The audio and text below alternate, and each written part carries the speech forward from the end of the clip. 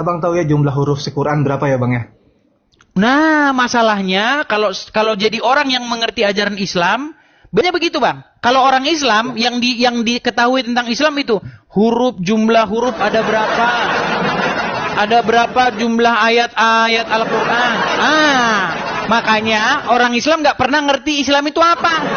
Karena yang dipelajari itu, Bang, ada berapa huruf dalam Al-Qur'an?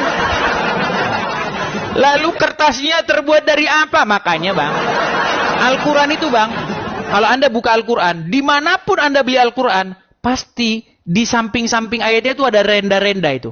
Ada motif-motif. Ya kan? Ya karena memang itu kurang kerjaan, Bang. Kurang kerjaan, gitu loh. Nah, makanya saya bilang gini, Bang. Al-Quran itu, bagi saya pelajari isinya. Bukan saya pelajari ada berapa ayatnya. Di tengah-tengahnya ini huruf ini ada. Aduh, kalau begitu kerjaan orang Islam. Tanya aja orang Islam, mereka tahu itu, ya kan? Tapi kalau suruh makna Al-Qur'an, mereka tiada paham dan tiada. Oke, kita mulai, Bang ya. Oke, Bang. Oke, menurut iman kami nih, Bang. Menurut iman kami, ya, bahwa Yesus naik ke surga. Seperti yang sudah tertulis dan mungkin Abang tadi sudah dengar, sudah saya bacakan. Ya. Nah, sekarang saya mau tanya nih, Bang. Menurut iman orang Islam, Muhammad ada di mana? Silakan. Oke. Tapi jangan setengah-setengah, Bang. Saya lihat Abang nampak-nampaknya sudah malu jadi orang Islam. Nah, di tengah. Ya, silakan. Ya. Boleh saya putar kamera, Bang? Kita buka di Ali Imran 169, Bang. Boleh, silakan. Saya bukakan dari sini, boleh? Ali Imran 169. Ali Imran 169 ya. Ya. Ali Imran 169.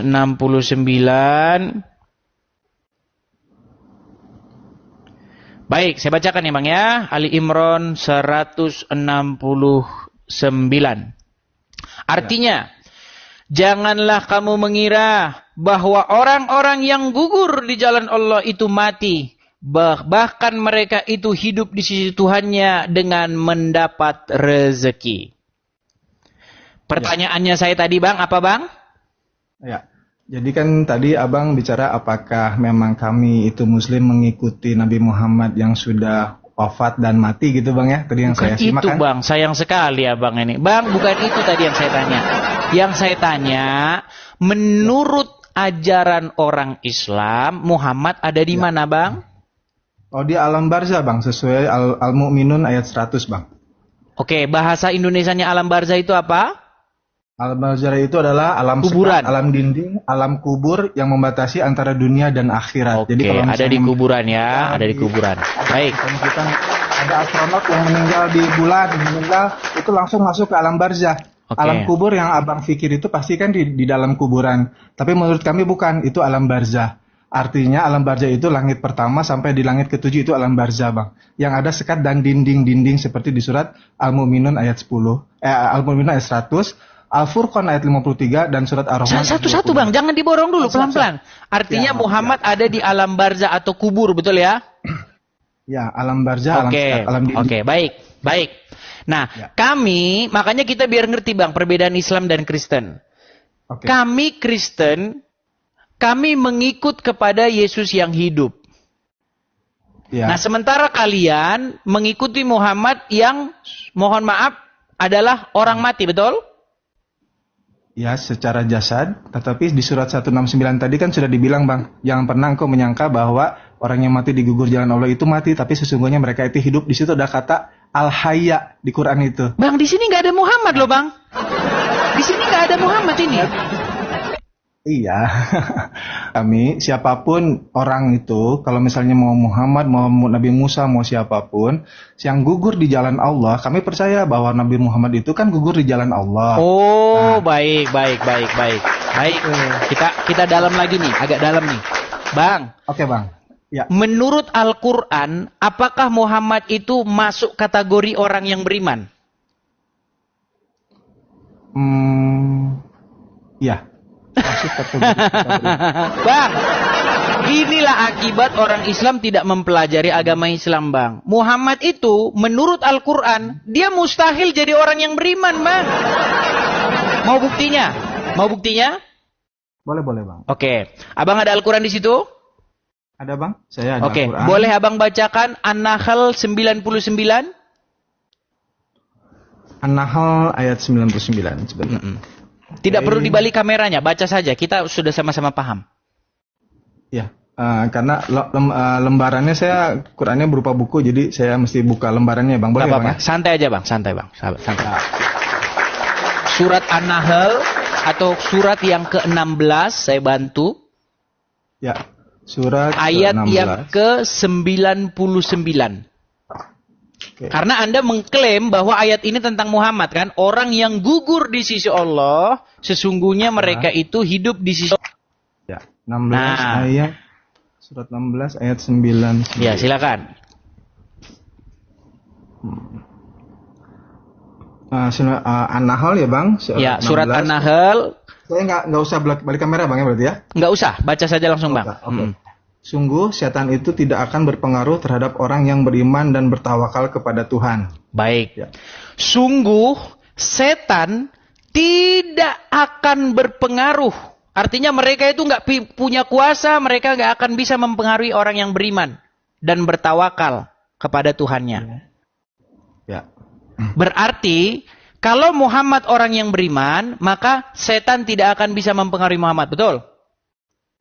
Ya. Nah, bahkan Muhammad pernah ngomong sama Aisyah, ya, bahwasanya setiap manusia itu didampingi oleh ada jin korin, ada setan, ada jin baik, ada jin jahat, betul? Betul. Nah, kemudian Aisyah bilang, apakah termasuk engkau juga, wahai Rasulullah? Iya, tapi setan yang mengikutiku sudah masuk Islam, betul? Setan masuk Islam, saya kurang tahu, Bang, ya. Kalau misalnya jin masuk Islam memang ada, tapi kalau setan saya baru tahu dari Abang. Bang, kata Muhammad, setiap manusia itu didampingi oleh malaikat dan juga didampingi oleh setan, betul? Ya, betul. Nah, Aisyah ngomong, apakah termasuk engkau juga, wahai Rasulullah? Aisyah bilang begitu. Iya, tapi setan yang mendampingiku sudah masuk Islam. Tahu?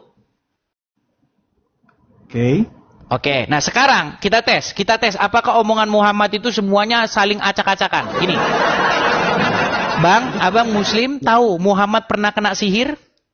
Oh iya, tahu, Bang. Ya. Oke, saya tanya, Bang, sihir itu dari Allah atau dari setan? Segala sesuatu, mau itu baik buruk, sihir maupun penipu, segala sesuatunya awalnya itu dari Allah. Awalnya, karena dialah yang maha awal dan maha akhir. Oke, sekarang sihir itu dari Allah atau dari setan? Ya, diperantarakannya dari setan. Oke, sihir itu dari setan. Nah, menurut An-Nahl 99 tadi, bisa nggak setan mempengaruhi orang yang beriman? Di sini memang tidak, tetapi tidak itu bisa. Tidak bisa. Kita baca ayat sebelumnya dulu, Bang. Ayat 98-nya boleh saya bacakan? Oke, silakan, Bang, silakan. Oke. Maka apabila engkau Muhammad hendak membaca Al-Quran, mohonlah perlindungan kepada Allah dari setan yang terkutuk. Gitu. Jadi orang yang mau membaca Quran sejatinya bilang A'udzubillahi minasyaitonirrajim, agar setan itu tidak mempengaruhi orang-orang yang beriman. Oke, baik. Nah, lalu di dalam ayat 99-nya sesungguhnya setan tidak akan bisa mempengaruhi orang yang beriman, betul? Betul. Nah, sementara Muhammad kena sihir, betul? Betul. Nah, dan sihir itu dari setan. Artinya, setan mempengaruhi Muhammad nggak? Ya, setan bisa mempengaruhi. Oke, setan mempengaruhi Muhammad. Menurut Al-Quran surat An-Nahl 99, setan tidak mungkin bisa mempengaruhi orang yang beriman. Ya. Berarti kesimpulannya Muhammad orang yang beriman tidak? Ya, orang yang beriman, ya mungkin kepada saat itu. Susah ini saya begini. Bang, pelan-pelan ya, Bang ya. Pelan-pelan, Bang, pelan-pelan. Ini, Bang, ini.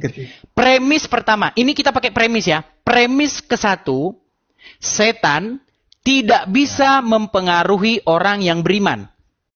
Kalau tidak berta'awudz, seperti ayat sebelumnya. Muhammad kena pengaruh setan. sihir. Ya. Ya. Maka premis ketiga atau kesimpulannya, Ya. apakah Muhammad dikategorikan orang yang beriman? Dikategorikan orang yang beriman. Ini gimana? Cara abang mengambil kesimpulan ini menabrak kaidah-kaidah akal sehat, Bang. Berat ini, berat. Makanya kalau abang bilang tadi, abang kan tadi menunjukkan Ali Imran 169. Bahwasanya orang-orang yang gugur di jalan Allah, itu kan bicara orang-orang beriman, betul? Ya, betul. Sesungguhnya mereka itu tidak mati, tapi mereka itu hidup di sisi Allah, betul? Betul. Ya. Nah, masalahnya begini, Bang. Muhammad nggak mungkin masuk kategori itu. Karena apa? Karena Al-Quran bilang, orang yang beriman tidak akan mungkin bisa kena pengaruh setan. Sementara menurut hadis Bukhari, Muhammad kena sihir alias kena pengaruh setan. Makanya secara logis, mustahil Muhammad termasuk orang-orang yang beriman. Ya kan menurut abang ya, menurut saya gini. Silakan. Menurut saya. Jadi ketika itu mungkin ya Nabi Muhammad SAW itu ya kan sedang tidak membaca Auzubillahi minasyaitonirrajim seperti yang ditujukan ayat sebelumnya, sehingga akhirnya sihir itu bisa masuk. Nah, agar Nabi Muhammad tidak terkena sihir, maka harus dibaca ayat sebelumnya, yaitu Auzubillahi minasyaitonirrajim. Gitu, Bang. Jadi ini abang juga misalnya, maaf ya Bang, abang juga baca ayat sebelumnya dulu, baru ke ayat 99-nya gitu, Bang. Oke, berarti Anda sudah mengakui bahwa Muhammad kena pengaruh setan ya? Iya. Kenapa? Karena Muhammad pada saat itu terkena sihir, dia sedang tidak membaca A'udzubillahi minasyaitonirrajim, sehingga turunlah surat Al-Falaq. Lalu diberikanlah, kenapa turun surat Al-Falaq? Untuk mengobati orang-orang yang kena sihir kepada Nabi Muhammad dan kepada para umat-umatnya. Bacalah kalian surat Al-Falaq bila kamu terkena sihir, gitu, Bang. Baik. Jadi begini, Bang, intinya yang sudah kita dapatkan begini. Kita ini jadi saya, Bang, ya, ketika saya betul kami agama Islam, Bang, memang saya akan mengambil kesimpulan, makin dalam orang memperdalam agama Islam ini, pintu gerbang untuk meninggalkannya itu semakin dekat, Bang. Karena begini, Muhammad sendiri ngomong loh, Bang, bahwa setiap manusia itu didampingi setan. Didampingi oleh setan. Ya kan? Bahkan katanya, jikalau ada seorang laki-laki dan perempuan yang bukan mahramnya, mereka bersama-sama, maka yang ketiga adalah syaiton nirozim. Aisyah pernah berkata, ya kan?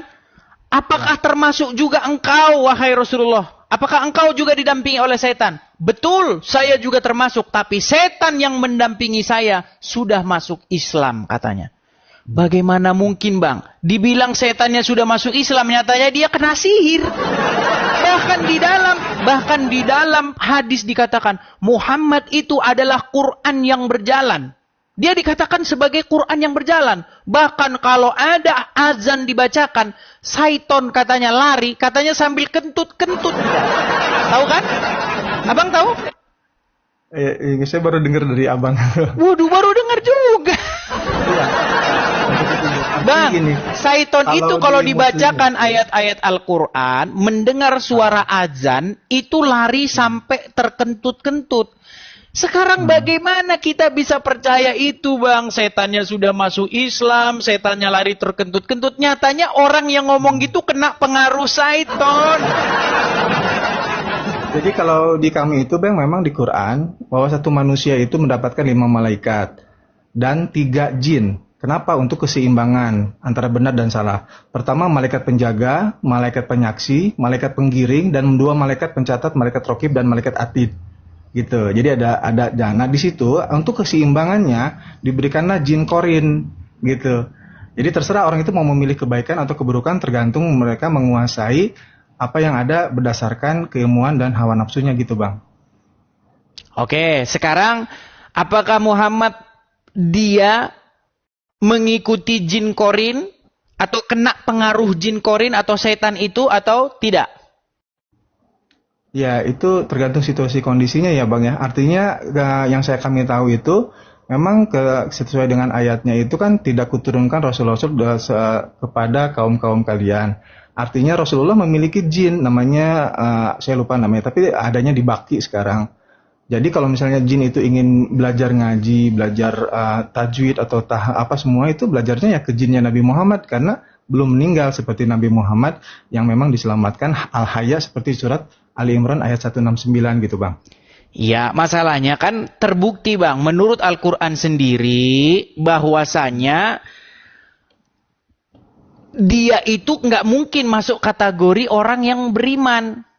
Sedangkan dia pernah kena sihir nih Bang ya. Ini saya bacakan. Banyak muslim yang mengira saya fitnah nih ya. Coba ya, dengarkan ini Bang ya. Dengarkan ini. Ya.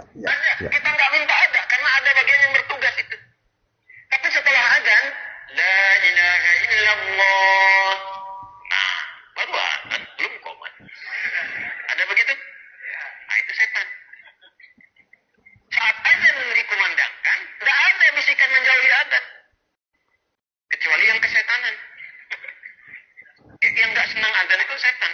Di dalam hadis disebutkan, "Fafarra syaitanu alaihi al-burat," atau kama qala Rasulullah sallallahu alaihi wasallam. Kalau adzan berkumandang, setan itu lari terbirit-birit. Ya, kalau diterjemahkan ke bahasa tekstualnya, terkentut-kentut. Maksudnya apa? Lu iya Bang, setan itu lari terkentut-kentut mendengar suara azan Bang. Masalahnya begini, bagaimana mungkin setan lari terkentut-kentut mendengar suara azan sementara setannya mempengaruhi Muhammad? Bahkan akibat dari Muhammad kena sihir itu, sebulan lamanya dia berhalusinasi. Abang belum pernah dengar itu, dampak dari Muhammad kena sihir itu. Sebulan dia itu berhalusinasi, dia nggak tahu dia itu ngapain. Ya, akibat dari sihir itu. Ya, saya belum tahu tentang halusinasinya. Yang saya tahu adalah kenapa aku terkena sihir itu agar kalian tahu ada surat Al-Falaq yang diturunkan untuk menghindari bukan sihir. Itu Bang nih. Ini saya bacakan ya Bang ya. Nih, dampak Muhammad kena sihir nih Bang nih. Nabi SAW pernah disihir oleh Lubab bin A'sam, orang Yahudi. Ya. Nabi SAW sebulan teman-teman nggak sadar, nggak tahu apakah sudah kasih giliran istrinya atau belum. Nah, nggak sadar, nggak tahu dia. Dia nggak tahu, nggak sadar dia itu apakah dia itu sudah mendatangi Aisyah atau belum. Itu nggak tahu dia. Ya memang Nabi Muhammad itu memang manusia yang kalau terkena sihir ya memang bisa. Nah, makanya kembali ke poinnya tadi ini Abang. Gini. Anda mengatakan orang yang gugur di jalan Allah itu mereka tidaklah mati melainkan hidup di sisi Tuhannya. Ya. Nah masalahnya begini, apakah Muhammad itu gugur di jalan Allah? Apakah dia termasuk orang yang beriman? Kalau dia beriman, Al-Quran bilang nggak mungkin dia kena pengaruh setan, tapi nyatanya dia kena pengaruh setan, Bang. Makanya Bang, secara logis maka kita tidak boleh mengategorikan dia sebagai orang yang beriman. Oh, iya. Ya tidak apa-apa itu menurut Abang. Kalau menurut kami ya agar memang terjadinya, kalau misalnya ini ya, Nabi Muhammad misalnya tidak terkena sihir atau tidak terkena racun atau segala sesuatu doanya selalu terkabul, ya berarti dia bukan Nabi, dia Tuhan gitu menurut kami. Oke, sekarang begini Bang. Kita bicara mengenai gugurnya Muhammad atau meninggalnya Muhammad. Menurut ajaran Islam, menurut kitab-kitab hadis, Muhammad meninggal karena apa Bang? Apakah karena dia gugur di medan perang? Ya, yang saya dengar ya, saya baru dengar ya Bang ya, memang ya kena racun. Diracun. Muhammad itu, mohon maaf nih, Muhammad itu tewas di tangan seorang perempuan, betul? Iya, saya pernah dengar itu Bang. Iya, Muhammad itu meninggal di tangan seorang wanita. Dia meninggal karena racun. Nah, begini Bang.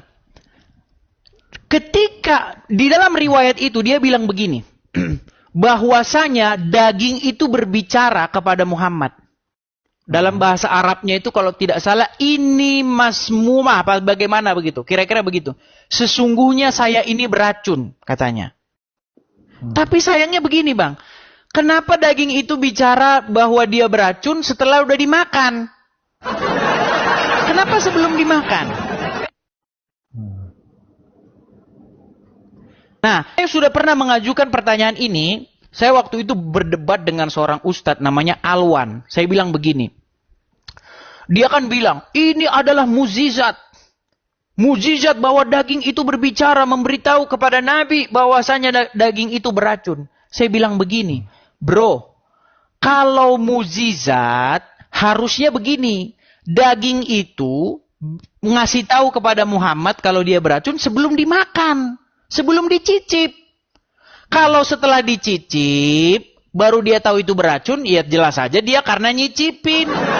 Karena nyicipin. Sama seperti Mirna, kasus Mirna sama ini. Udah dicicipin, baunya aja udah ketahuan, ini bau sianida, ini beracun. Artinya bukan daging itu bicara, memang rasanya aneh karena beracun. Nah, kemudian yang kedua, kalau memang Allah ingin menunjukkan bahwa Muhammad itu kebal racun, ya, kebal tidak mempan diracun, mujizat, maka harusnya nggak perlu dimuntahkan sama Muhammad.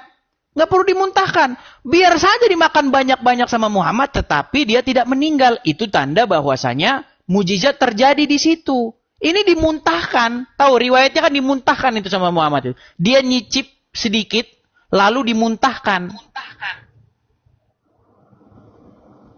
Begitu. Nah, lalu karena racun itulah dia menderita.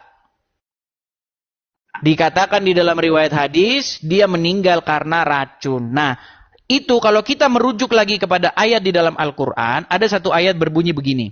Saya bacakan ya Bang ya. Mungkin Abang bisa bantu di situ. Surat. Oke Bang. Surat bentar ya. Yap. Sabar ya. Oke. Bentar. Tolong bukakan Quran di dalam Quran surat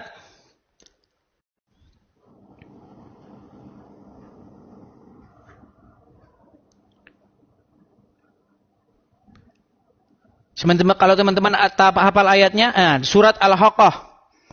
Al-Haqqah ayat yang ke 44, Bang. Coba dibacakan, Bang. Kita mulai dari ayat yang ke-44. Surat 69, saya buka dulu Bang. Ya. Surat Al-Haqqah itu surat Akbar. Ya, surat Al-Haqqah ayat yang ke-44, kita mulai dari ayat yang ke-44.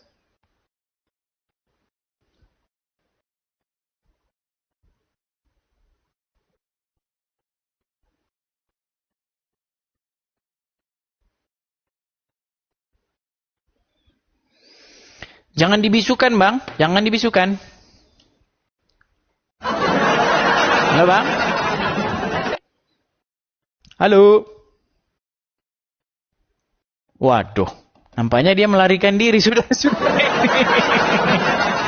Bang, Anda